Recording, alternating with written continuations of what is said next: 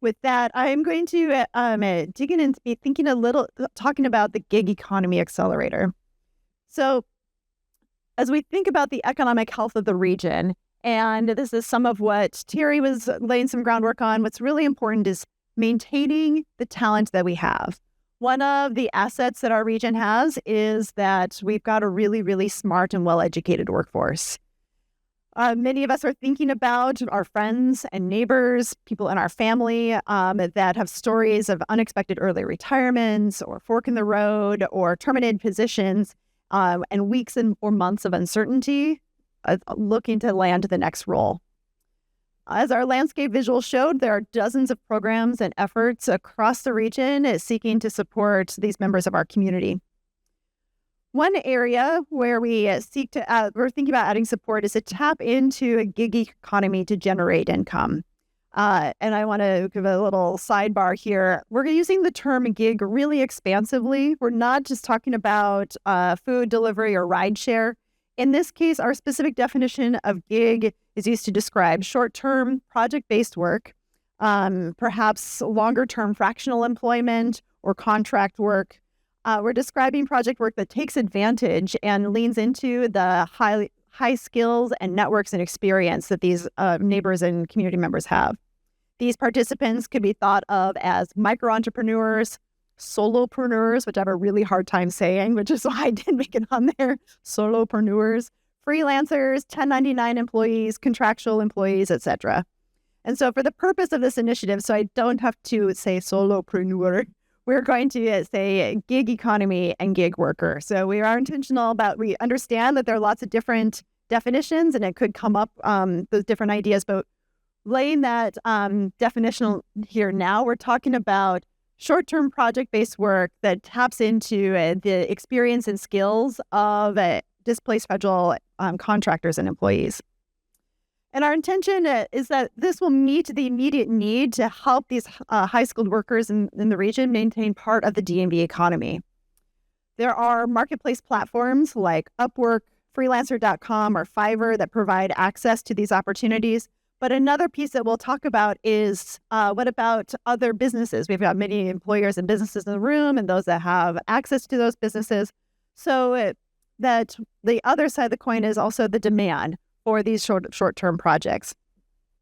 We talked to, and as Ron said, we have Captivate has experience supporting open innovation and prize competition, and been partnering with freelancer.com on being able to think through what does this open innovation mean.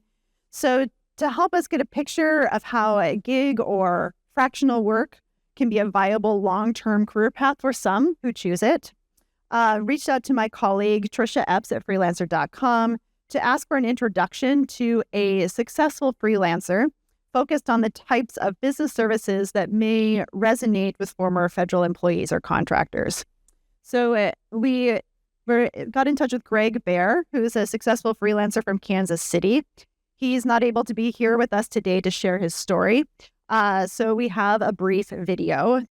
Hello, today we are joined by Gregory Bear. Greg is a Kansas City-based financial advisory consultant. For nearly 2 decades, Greg has served more than 2,000 clients in over 160 countries, including some of the world's most renowned firms and global clientele of government. Much of this success was found through gig economy marketplaces, including freelancer.com, Upwork, and more. So thank you, Greg, for being here and sharing your story with us. Wonderful. To get us started, will you share a bit about how you started freelancing?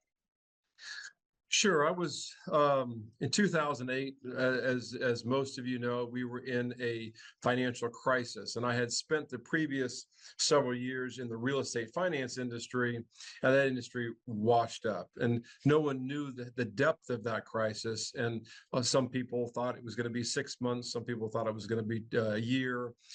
Actually ended up lasting several years, and that really forced me. I had 3 small kids, I had a wife, and it forced me to seek other ways to make revenue. I chose freelancing. Number one, it was trendy at the time. It was just really getting the gig economies were really just taking off. It provided flexibility, which allowed me to do some other things that I had already previously been working on. I was intrigued because I had gone from an entrepreneurial environment where you kind of you keep what you kill, so to speak, where now I was in more of a freelance environment where people would pay me for my knowledge, pay me for my services, pay me for my expertise and experience.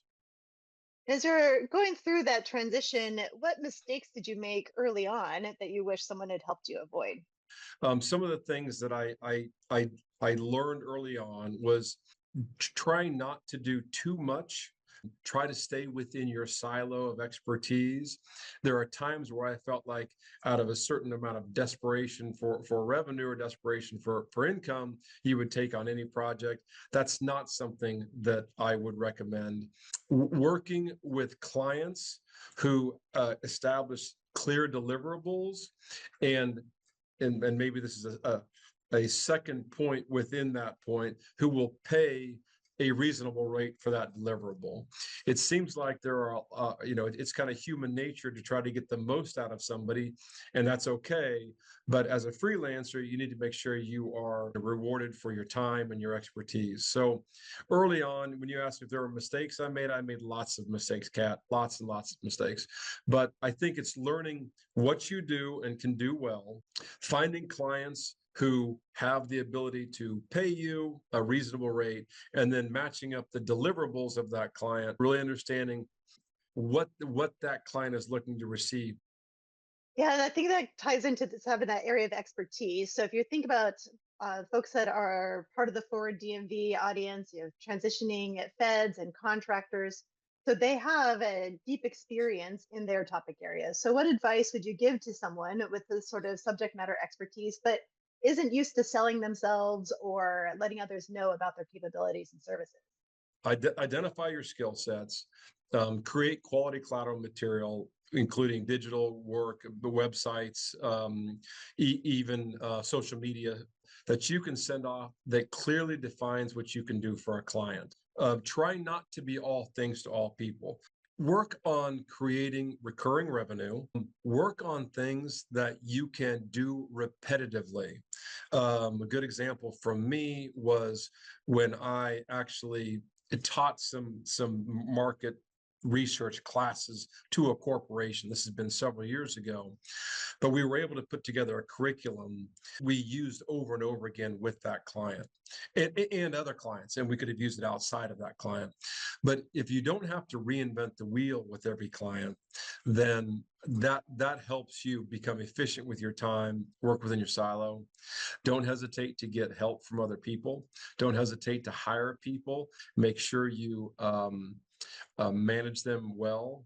I have yet to see a good freelance business that worked just by handing projects off to a third party, because then you're missing that communication link back with the client, and that usually creates problems. So it's okay to work with other people, but make sure you're overseeing what they're doing. Well, thank you so much. Thank you for sharing your story with us and for offering your insights. Appreciate it.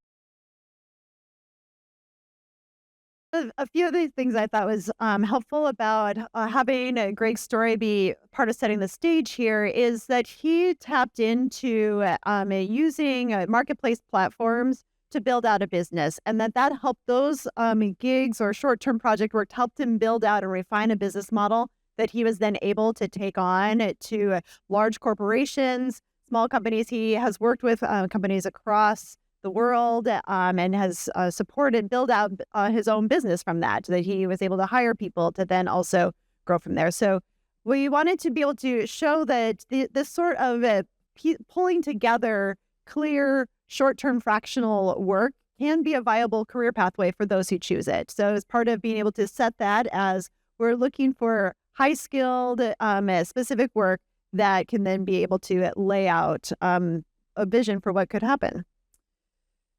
We also then, as we move into the next section of our morning, wanted to be thinking about this community of displaced federal contractors and federal employees. So to help us hear those stories and understand pain points and opportunities for displacing these neighbors, and opportunities to be able to access short-term and project-based work.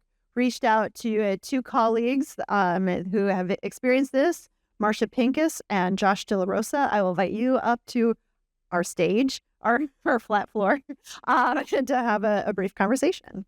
So thank you both. In-person friendly. No, yeah, we'll hike ourselves up here.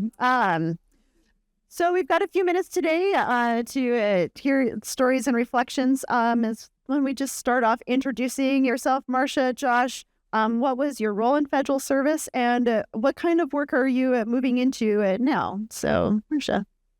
All right, my role in federal service. So just to be clear, I took what we called the DRIP, Deferred Resignation Program.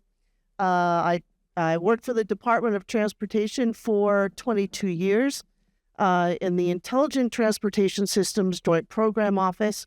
I was able to take transportation metaphor alert and off-ramp and took advantage of the department's voluntary early retirement program. As many of you know, those don't come along very often. So it made sense for me and my family to do that. At the Department of Transportation, I said Intelligent Transportation Systems, I was responsible for leading very large advanced R&D programs for transportation technology, including connected vehicles, autonomous vehicles, and artificial intelligence used for transportation. I also am an expert in program assessment and evaluation, and had a small side hustle managing a $200 million IDIQ for 20 years. So I've got skills, just a couple. After taking the Vera, started my own LLC, for which I provide senior advisory strategic services, what I call the 5 Ps, which are project, program, policy, procurement, and there's another one, pursuits.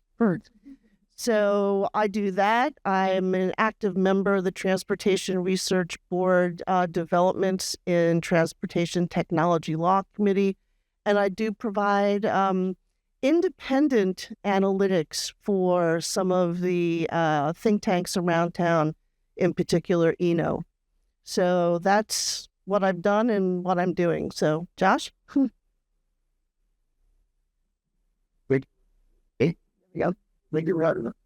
I'm Josh De La Rosa. I was a member of the National Center for Education Statistics till August. I was the RIF there. My job, I'll bear through this, was to make sure that all Americans had access to education data and knew how to find it and use it. Familiar with reading scores or how we compare to Finland or whatever. Job was to make sure that data was available to others. When after the RIF, I didn't imagine I would be RIFed, but I didn't imagine that my network would reach out to me and ask for help to support them since I was newly available. My role involved understanding where to get data from, how to transform data, then how to put it out there in a usable format that is repeatable and efficient. And that's something that many organizations have the same interest as well. So I pivoted from being a federal worker for the past 4 years to now a sole proprietor of an LLC.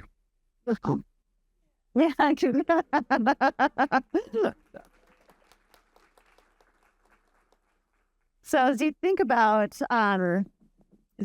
where you've been, where you're going, I mean, what a year, right? So as you look back at the past several months, what have been some of your biggest pain points moving from this transition of federal work to independent consulting? And Josh, since you are just rolling on, why don't you answer that next? Yeah, the first part is starting my own organization, right? So being a federal government, I had a contracting office, I had lawyers. So being a small company, I had to get my own professional liability insurance, setting up the incorporation, IT support, lawyers to review contracts. So those are things that have been pain points because to figure out the right pricing model and then overhead and take in all this new, just that overhead when I'm more focused on data strategy and making data more available has been a bit of a pain point. And, I try to focus a specific amount of my day on it. It's my day on actual production because it's easy to get carried away with, websites and other things that are mission enabling, but really not what I'm here for. Yeah. Marsha, how about for you? What Josh said. So yeah, it's, kind of the last thing I expected out of 2025 was to end it without having a job. Okay. My federal job was supposed to be until I didn't want it anymore. And last year was not that year. Okay. Having said that, I experienced a lot of the same, growing pains that Josh just talked about. I never thought that I would need to know what it took to start an LLC. You could say it's easy. Why didn't you, go onto small business websites? And well, I didn't know that I was going to have to do that. And it was an incredibly steep learning curve. That was a huge pain point. I didn't know where to go. I didn't know how to learn about what I needed to do. I didn't know what I didn't know, and I had to admit that to myself, which is very difficult when you're in a position where you think you know a lot of things about a lot of things, right? I wish I had tax advice. I wish I had legal advice. I wish I had checklists. I wish I had a roadmap, which is different than a checklist. So it's not only what do I need to do, but when do I need to do it by, and who do I need to contact to make it happen? Small things like I need a new headshot. How do I do that? My little one with the flag behind it, ain't gonna cut that anymore. And where do I find help that I can trust? Pre-vetted. I'm not using AI or Claude or Google to find a lawyer like 1-800, whatever. Pre-vetted, trusted sources of information, ideally from people who have been through this before. Not a requirement, but if I'm dreaming, I might as well dream.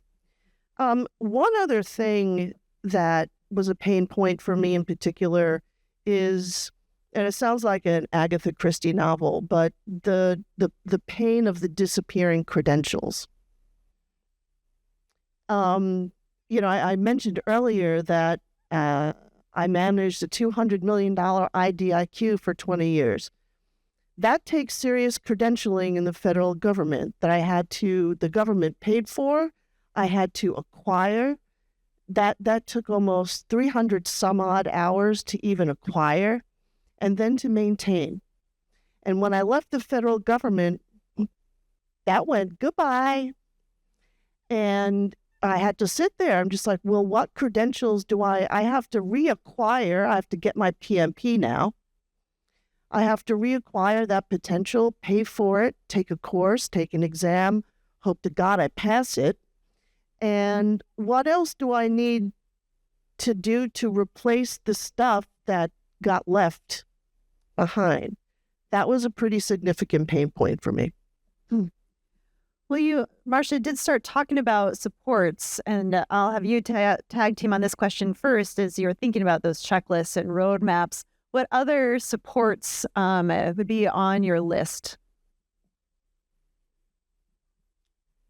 What comes to mind is going back to the overhead issue is support that can help minimize that. So, for example, the ability to establish teaming agreements with other organizations, reduced unnecessary overhead, and allow folks like us to work with larger projects. And then the other thing, I think you mentioned the IDIQ, right? If organizations had more access to IDIQs where it was easier to purchase services from gig workers, I'm not sure. I mean, I think many of the websites you mentioned there are interesting. I just don't know if many of the folks that I'm working with are interested on beyond that. So allowing more avenues for us to meet potential partners would be great. But again, going back to the ability to facilitate teaming agreements and the ability to facilitate other ways to create cooperatives so that smaller organizations like mine can partner with other ones who may need targeted support. Anything to add? Yeah, to echo what you just said, I think, one thing in the midterm, which is I consider myself in at the moment, is, you mentioned IDIQs and contracting. Now, I'm alone sitting in my home office. I've seen what it takes to apply for even small contracts, as it were, let's say through National Academy of Sciences. The things that they ask you to fill out require a team of people to do. I honestly, and some of the stuff is like impenetrable. And I used to be on the other side. So I know how the sausage gets made. And I can't unmake the sausage for myself. It's too much. So I have to partner with primes. It would be like, in Marcia's dream house, one of the rooms in Marcia's dream house would be to find a teaming exchange where you have prime contractors who are looking for people with very highly specialized experience to round out their teams. And I think that would be like manna from heaven, to be able to serve that way. I also think that, having some kind of fractional work exchange would be awesome. I want to go where people need me, and I want them to be able to find me, but I don't know where to go to find that. It's a self-fulfilling prophecy. Wonderful. We have one more question left on our list.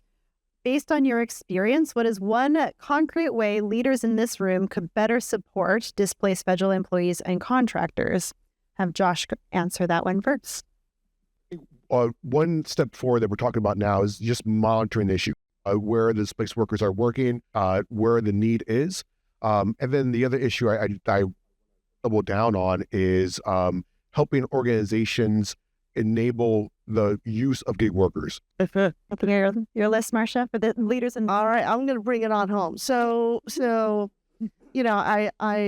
on the metro coming here, I thought that, Marcia, what I would dream of is kind of like having my own F1 pit crew. Okay, so a team of people who can come together and help me, not only mentor me, but sponsor me. One idea that I had, it may be completely unrealistic, but to have a mentor or a sponsor and a team, each engage with one another so that our success is mutually dependent. And I don't know whether that would require some kind of, like, I wanted services that were free, but what if somebody else paid for them? And there would be, I wouldn't say like a bonus at the end. I'm not really articulating this well, but so that someone who was giving me their time and I would be listening and then going out doing whatever it is that they wanted to do, that we would both benefit in the end from actually participating with one another in that professional relationship. So it's not one-sided. And that's my story, and I'm sticking to it. I want an F1 pit crew. That's what I do. Thank you both. Thank you for your bravery. Thank you for your bravery through this year. I mean, this was a really hard year, and and being brave to come and share your story with us.